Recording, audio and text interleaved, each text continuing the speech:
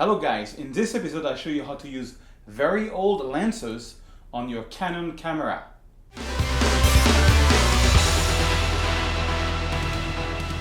Bonjour mesdames et messieurs and welcome to episode 53 of my photography, Lightroom and Photoshop tips. My name is Serge Ramelli. I am a French photographer living in Paris and I'm traveling through the United States. So I'm in my hotel room and I keep on doing the podcast every week. Every Monday or Tuesday. Last week I showed you how to retouch the skin of a teenager. This is the before photo and that's the after photo. It's a very simple technique, but it can get good results. Check it out.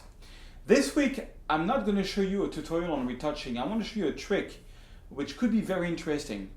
Let me give you a bit of a background story. About 2 months ago I was in Israel, in Jerusalem, filming Jean-Michel Bertz for his great, amazing black and white tutorial.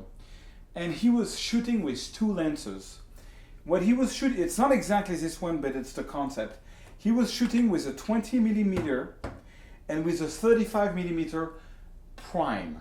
That means they are not zoom, it's only 20 and it's only 35. And the lens he was using was like 20 or 30 years old.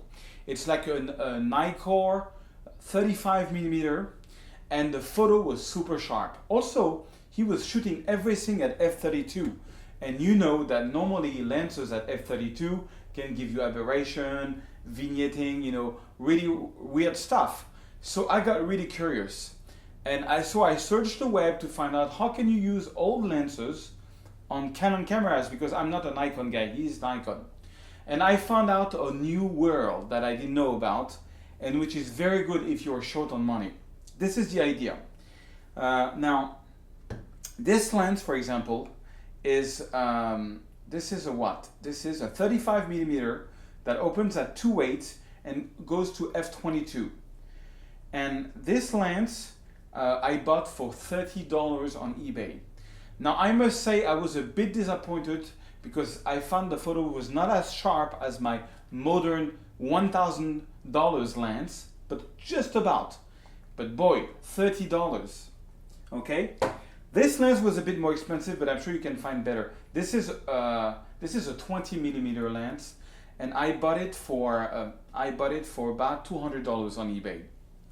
Now I'm going to put links on example of type of lens you can find on eBay. The point which is really interesting is you have to understand that this lens, of course, don't come, and you cannot put it on your EOS camera right away. You need to buy an adapter, and there is like some good things and bad things about it. So I'll give you my experience on it. Then I also bought for another $20 a 50mm lens that opens to this one opens to what? f2 50. And then I bought this one. This is this is a 70 to 150 that opens from at 4.5. And for portraits, and I bought this for $25. Okay, so in all these lenses I bought for about $300. Now, you need to buy this. This is about $25, and that's the adapter. Now, these lenses for Canon are called FD lenses.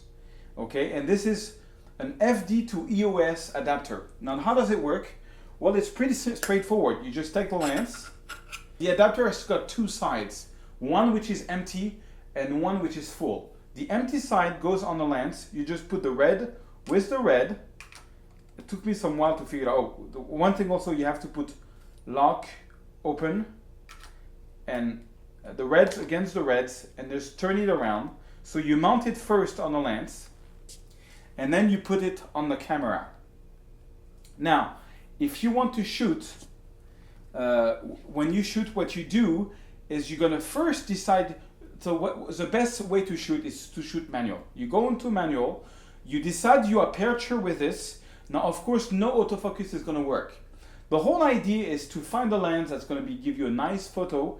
And one of the advantage on this lens, for example, I love the night photos with it, what it does to city lights, and I'll show you in a video later on. But for example, okay, you can go to f8, so you decide the aperture, for example, f8, and then you move the speed on your camera, and that's all you're going to be doing. You're at f8, you move the speed, you can still see the exposure. You get it right by changing the speed, and you take your photo. And it's a good way to, I mean, it's perfect for people who want to do video, because autofocus, when you do video, you don't need it. So people that does video and wants to, you can buy all kind of primes for $50 all over eBay. And I think on Nikon, you don't even need an adapter. I don't know how it works for Nikon, you have to find out. But for Canon, you do need an adapter. And I think it's a great win when you're short on money. When I started in photography, if I knew that trick, I would have bought a lot of lens that way to try things out, you know, and sometimes you get some really nice results. Now let me show you a little video of the type of photos that I took with it, and a little comparison so you see the sharpness problem, because there is a bit of a sharpness trouble with it. Alright, so this is different photos that I took with these very old lenses. Now, one good thing about it is this lenses is that when I went the whole way up to f/22, and so I've got low exposure because it was starting to be in the night, and you can see the clouds going this way. So if you check for the sharpness of the photo, it's not so bad. You can see here it's pretty sharp. It's pretty sharp actually on this one. It's just, yeah, this one is pretty okay. Now one thing I want to show you about this lens, which I love, this is a photo that I took at f4 with a 20mm lens. Now look at the lamps, how they are, okay? They're kind of not very nice. Let me zoom on it, you know, it's kind of a big blob. Okay, now if you close the aperture, there's a phenomena happening even more with these old lenses, and check this out.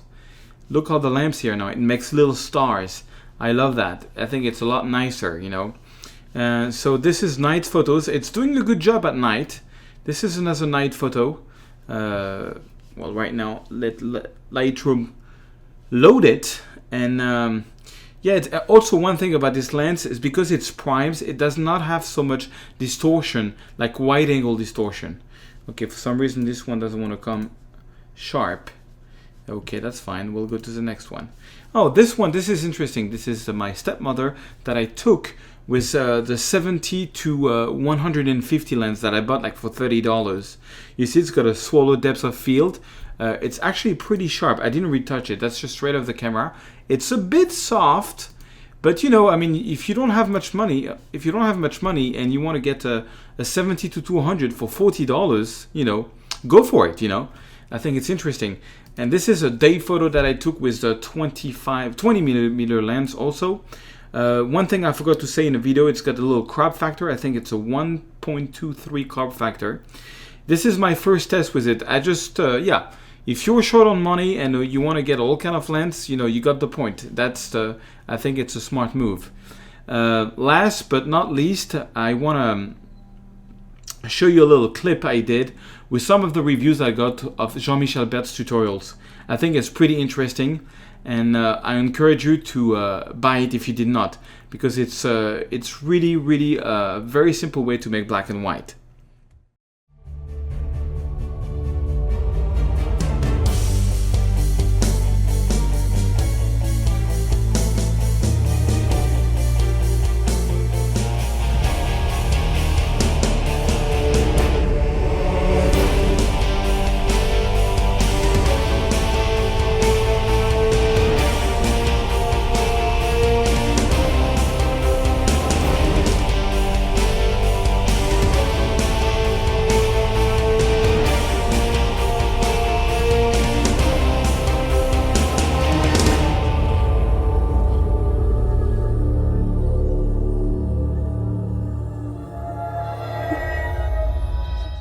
Okay guys, so I hope you like this video and it inspires you to try some of these old lenses on your camera, since it's a fun thing to try out.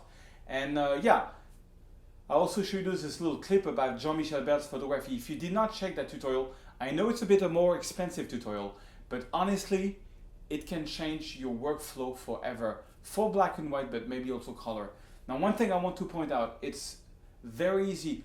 It's no 2010, it's like techniques from the beginning of Photoshop. So any Photoshop version will work, and probably even Photoshop elements will work. But it's so clever and it's so simple. And I have had people complaining, it's too simple. And then they give it a try and they said it changed the workflow forever. You got to try it out. So check out, we still have the promotion on Jean-Michel Bert's going. You can see the code here. And yeah, see for yourself. Goodbye and see you next week.